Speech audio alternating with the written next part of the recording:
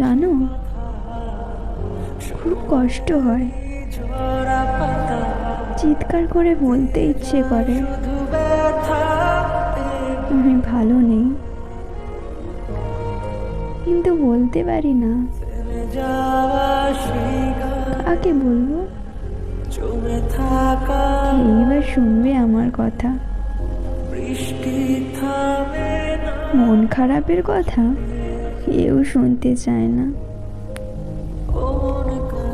সবাই বাইরের হাসিটাই দেখতে চায়, ভেতরের কষ্টটা কেউই দেখতে চায় না।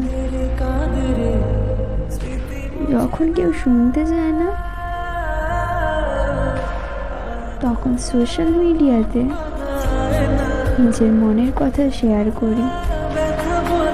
কেউ না কেউ তো অন্তত শুনবে।